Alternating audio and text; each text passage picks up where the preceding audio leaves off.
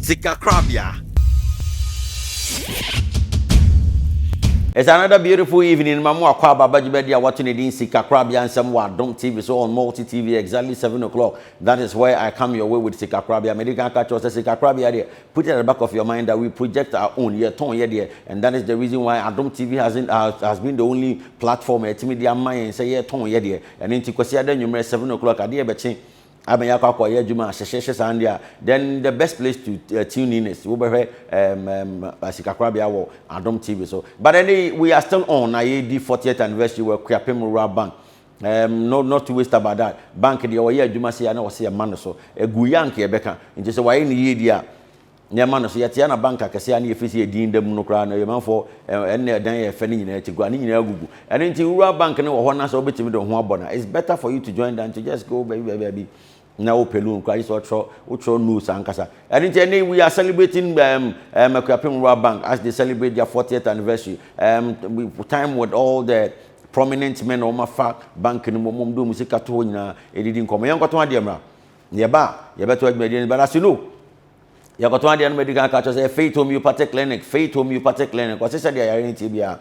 Brano son yare na ho beto wati sanso na GB1 andaro mo se de dan na mo so ye se ye boss ye na ensure to na eba mu nyina roofing ho emboss ho alizen ko ba be boss kama na ho ato sanso na alpha publications se sitie bia e ba disua pa de e ba book pa de a konne kope alpha series the science or mathematics or English or never tete oba no school for ni nyina etu America kokojibi konne kokojibi na so oba ntimi cambro for ni wa ye ka na ono so aka se de sitie bia and to be in a baby penimpa. Alaska Enterprise or ton wallpaper. Said the city be a better wallpaper, see with them office. So answer na blind curtains so what media boho come different colors. What me chair the open.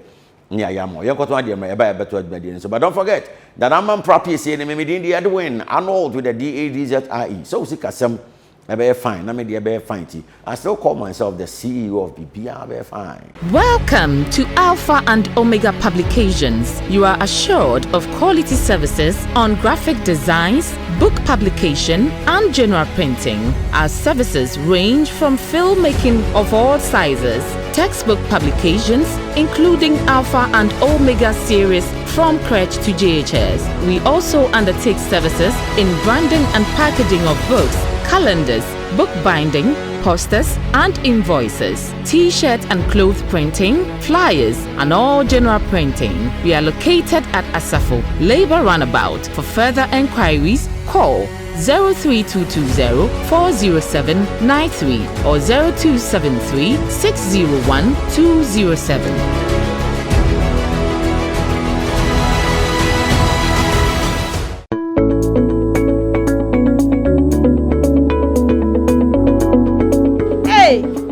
Ofi. Hey, let's say.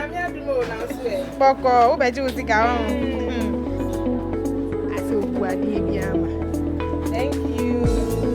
Yo. Bye. Hey, me no. Shana munya mami why? Okay. Akosia. Enemrem oda susu. Sister, nya botar Akosia. Ahi nyina na ye wo krom ha dey.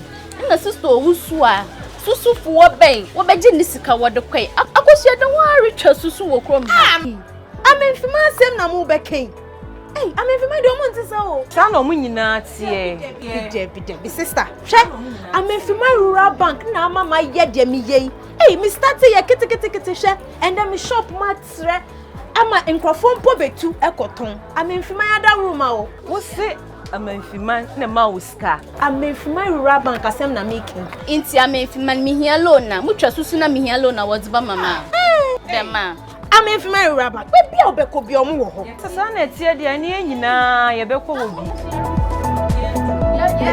Look no further, choose Akuapem Rural Bank. Your success, our pride. Baga, we need problem. Me say had den nyina me na boss. Had den nyina una boss. Won san wo fe. Ma bo bi ma me dan so mo wa dawu. Wow, really? Ni nyinu ngu anti. Area ha nyina. Had den nyina wa na boss. Yes. Won san wo fe. Ene we de me twufu ma na tonkwam. We need problem. We need problem. What say? Ona board yeso. Me see me ni area ha nyina. Who ya zan ka be twene di. One na se wo board dan wa ha nyina so. Wait to bottom ni. So Seguma pa. Ah. Hey, awon fe. Boga, mo so mo ba ya mo so mo ni so nya hyehyehye. Yes de bi o matwemodi. Me see me dan GB1 for the boss mama. GB1 eye company papa pa mo bodan so. Me sere ko GB1 sans o mutem o mo IBR, o mo Alo Zinc. Yo mo sade batum ko emboss. Emboss, chop boss, and also need emboss. Yes say agro ne form. Feeling gadoti for ni ko hwe. Me pacho mama nkofu bi abo me dan so ama me.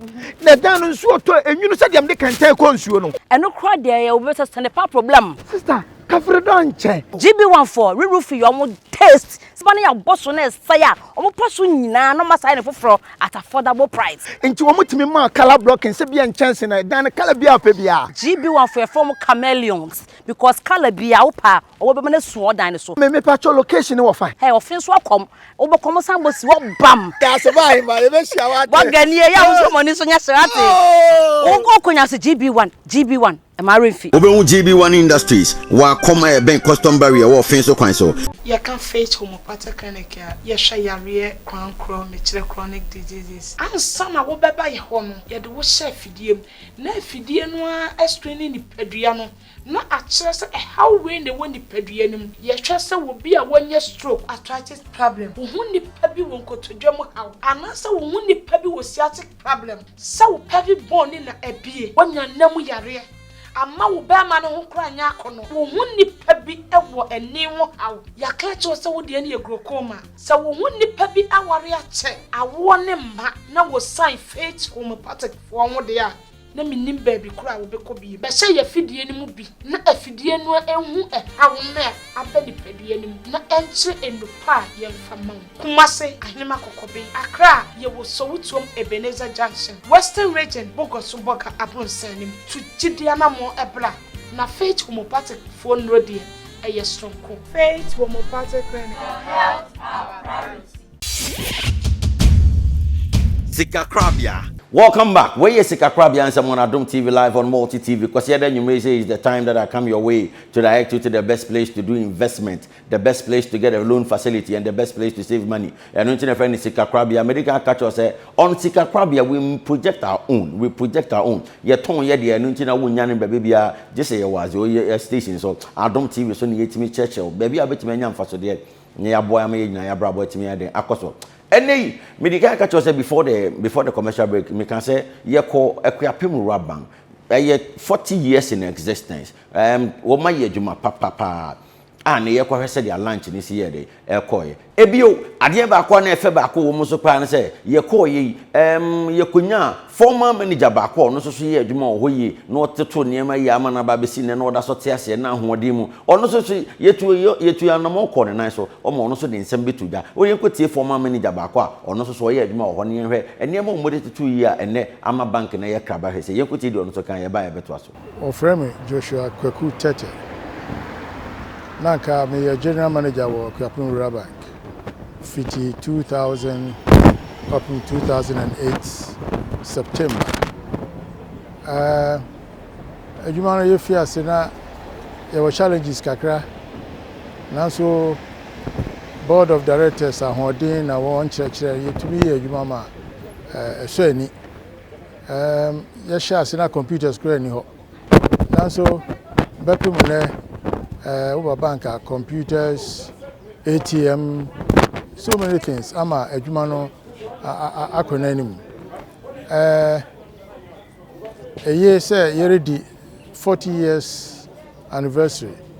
Bank na ye adwuma ye. Penyifu bebre abako. Ye ndi ebe ye kakra no. Em say ne ntuaso na won atuaso abesi ne. Ye be stress obia mfa n'adwuma mra Rural Bank Akuapem Rural Bank yegyina na so yiye nkanka shares na nkrofo no obia momode no ntobi eyade a ebeboa papa yeja hoho yeja obia bebia ofi bia yebeje obebu account na obenya ho mfaso loans and any emwa bibre wo ho nkrofo be dia dance a kire mo se wanya bank no ho mfaso nti mesre obia o tinchen oni ba bi ko omra kaka susu na ayeye no ayade bi aboa eye papa ma breso no ye fi susu na se susu na aboa nipa bebre o fi ase ketekete ene ebinuma aye shops akese a enam rural bank ayi susu a rural bank ne yeri nti obia mfa no mejem na ebeboa ayade a eye ni kan yiye afi so baby ba ko ehun apa rural bank ni nyina no wo mu tikesi ana se baby wo mu tisha a regulate ma wo mu niam timi koso ansanya apart from Bank of Ghana no sa no Bank of Ghana so wo Apex and the rural bank se wo Ghana nyina Apex for so buy wo mo so de nsem bi tuja oh na dairy ho Gordon dairy oh nyame sha dey pa business development ono so de nsem bi tuja yen ko tie de dairy so kan ye ba ye beto aso pacho your friend Gordon dairy me head business development marketing and research ARB Apex Bank. And then ye launch for Akuapem Rural Bank. I almost celebrate your 40th anniversary. Inti ye baya ye beta omuchi na omwa launch celebration. Omu ye bank omu ya die ye. Inti ese ye tai omuchi. Inti mi fremu nyina se mutumi be ye business ewo omu ho a mu de mombra. Na ya ma omo congratulations for the launch na se mo ba mo be ma bank no ayeye mo be ma bank no atimia promote ni business develop area no nti menianom pacho mo beta bank na chi me da mase pi empay bebre Abraham Taka say me say you association executive director no so anso na association president oh papa no so boy adwuma ye pa ono so nsem bi to je enkwiti the president so kan ye ba ye beto aso ye frɛ me Daniel Hini Kwakusu me ni otitiri ni na say national president ma association of rural banks e hie mu na ye ba abe ye ntitu ya ye Akuapem Rural Bank ono bi di won in fear to so aduana 40 years anniversary na ehwem Akuapem Rural Bank oni bank etoso miensa wo Eastern region ha se ba o man mu nyina so ono etoso enwotwe ehwem dwumadi na oni fiase no atitirifo bi na ondo fiase tie ma ye akwansidia na eda ni mu nyina ontumi etoto na maye ma bank ni gina wona nso Akuapem Rural Bank egina ho ma Bank of Ghana se obia pentiti bia ana binu fi amonini ba no person bi hu rural bank adwuma na eduan ba Akuapem Rural Bank we kire adwumadi ahoro a onatumi ayide aboa eye rural bank nkoso no ti ye nyina tanwachi na ye mo official pa adwuma papa onadi eye sika onaji amanfo bisia obo ne amanfo adwuma koso no ye bompa ise eye mfie aduana achi obetumi akoso ayesa edi aboa ma Ghana sikasem akoso ama wona edidwa ewo fam na wonatumi ayini abafro kakra sanso na yesre se eye mpuntujuma woni ye wo communities no eye social corporate responsibility no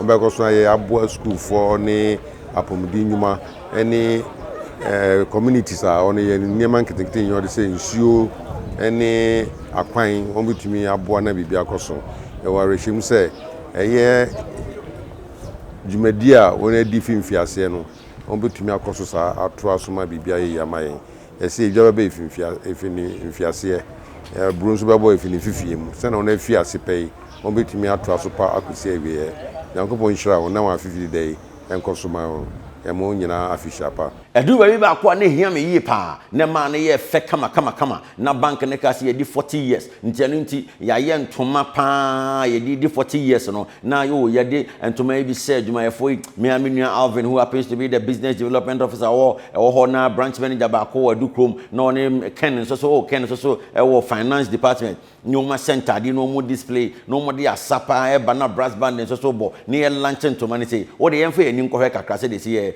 bra ye lunch no ne yada entuma ebe share 40 years no ya no so say this koi. We want to adore this beautiful cloth which the staff will wear, and when they wear it we pray.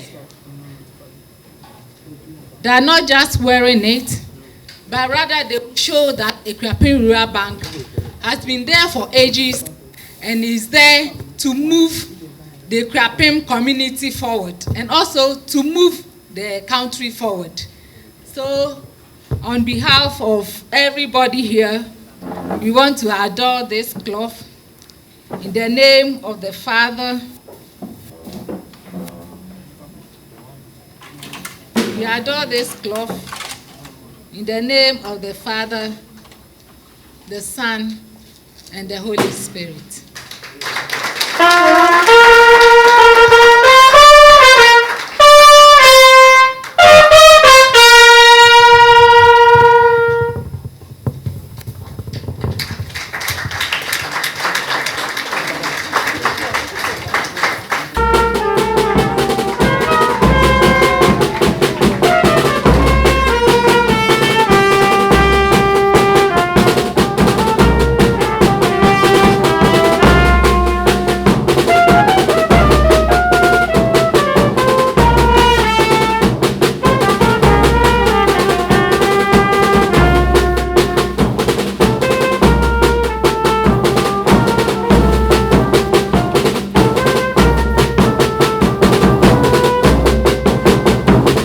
Kwa ne twato man san ye fe kra ba ko ne se e bra o mo wie ya program ni nya ye successful no e no mo raise flag no mo tu champagne o de yen ko se de adwumadi ni se ye e be ye fe kekekeke yen ko se do mo se raise flag no ya ba ye beto aso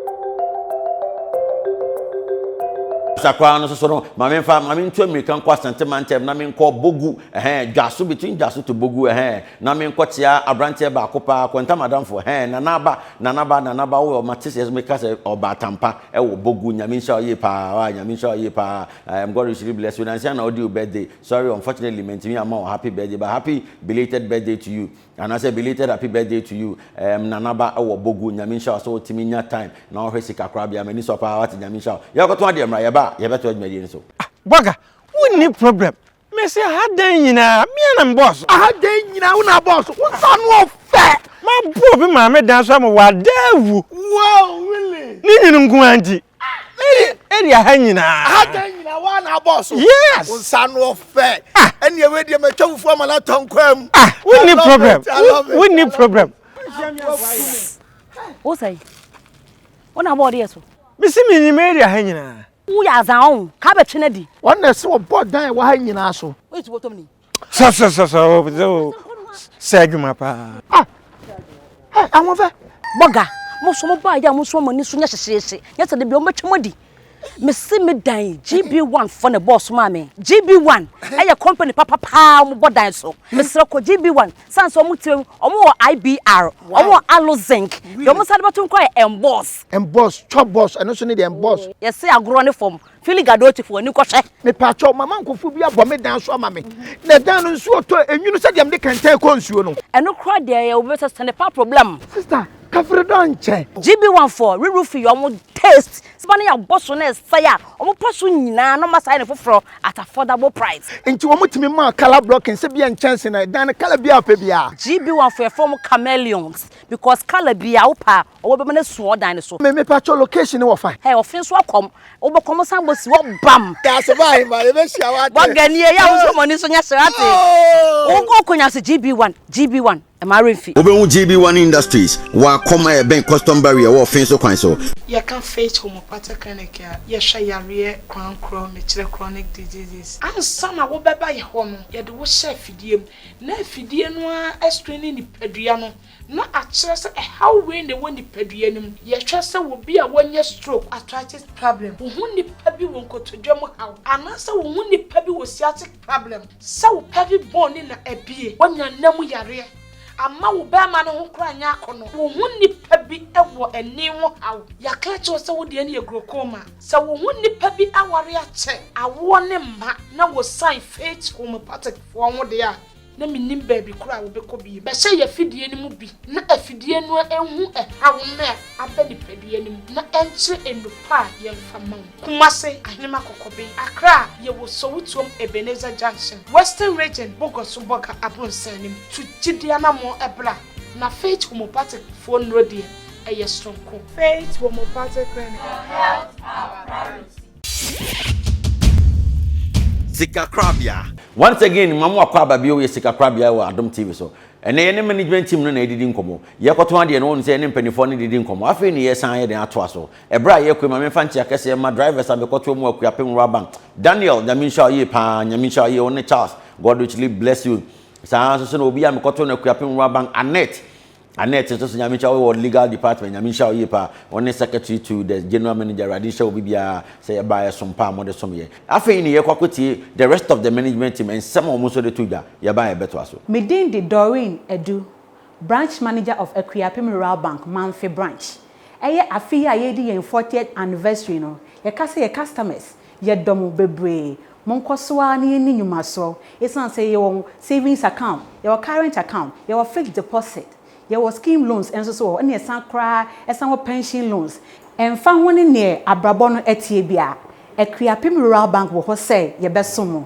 It's okay, Akuapem Rural Banker. You see your financial partner with flexible solutions. My name is Andrew Efumansan, acting head of branch business. And so, as we celebrate our 40th anniversary, we would like to thank you, our cherished and awesome customers, for such a very exciting decade. Why don't you join us as we celebrate our 40th anniversary? Akuapem Rural Bank, your financial partner with flexible solution. Medinde Edna Ketekulai, branch manager, Akuapem Rural Bank, Edukrum branch. Samria bank na ready in fee area 9. Yepese yene yen customers nyina boom. Na yede enije eda nyankopon ase won pempen so a ode yen abedi sabri ye refre obia owo Edukrum say omra no one yen memum na yen nisa afashi ye mamu nyina afishi apo Afeina Edu baby ba ko so hia me pa. Afeina nya time call mobilization centers no me chairman na won no mo ye adwuma mo bo mo besia mo adwuma mo kire no ye koso wo mo so de nsam betuja ye koti di wo mo so kan ye beto aso. Ye frame Collins Asamoah, head of microfinance Akuapem Rural Bank. Akuapem Rural Bank enya 40 years. Enye easy say bank bi benya 40 years. Intimesre obi biara say omfa no ho emra mebo Akuapem Rural Bank. No de no bebo Akuapem Rural Bank onu no ho da. Obenya mfaso efre Akuapem Rural Bank ho. Se wo pensan wo mu wo kofoduo mesre wo se wo do ho ba bebo Akuapem Rural Bank ba bibiara wo bia no wo do ho bebon Akuapem Rural Bank a emfaso a obenya no ebebros wa adwene so medam ase me pa cho me di Deborah matoto me fi kwa ma so na me we Akuapem Royal Bank. Akuapem Royal Bank dia enyo mu anka me ni ani da so bia na me tombrodo wo kwa ho nde nsuburu me de bia e me boka de bia na Akuapem Royal Bank ba kwa ma so na me be wura mu no ene de me ho ato me ya container me ton provision ma ato asase Akuapem Royal Bank e asunjwe yen kudidin de asunjwe e ma ho to Akuapem Royal Bank wa ma me ani je wa ma me ho ato me Emma Huto, Akuapem Rural Bank, Asumjo. Adi Akuapem Rural Bank for aya mame no. Eye me de, na me hu bi nso da. Won aboama eboro me so. Won na abere ne do nyina la, bibi bia mu, sika bia me hia bia, gise manka. Menya kan no de amam. One interest that's we kakra bi pe. And one ho so nya ho metew. Bibia mo boy kama. Enti de ade a Akuapem Rural Bank aya ama me de. Se man kan na me boa. Wa boa me se ama me ma first me ma ko school me ho kire me ba nchi na me sinsen. Eso se de Akuapem Rural Bank father wo ma. Se me sinsen ma nchi bi mu. Me so me nya ma me ko achi me cho plantations man ko fu beje ko ton ma me. Me ton ade wo kwan se me bibia ko so wa no ama me ma ko school ma ye free. Enti Akuapem Rural Bank me damase papa. Ba cha ofre mi rentua Christiana. E ka selfie kwa moso. Biakoye group. Ni Akuapem Rural Bank aya mayen infrishia dumiensa eni. Kwanga ya ade bebre amayen. Eni wanga ya adwuma wanted away awode mayen. Ati ya adwuma bebre ama yanso enam wanted away awode mayen aye di sunti. Yade yanso yanga si ade bebre efim yani won di gwe ache ye pa wanga boayen moade wanga boayen skane de uja se uje na wamfa anya ade toto amfa anya ni ama basa eye pa nanso se uje na sa wode ye ni ama ense emfata wo ba kirew na nkyerɛkyerɛ a wɔkyerɛ yɛn nti yɛnso yɛgye yin adom aboayen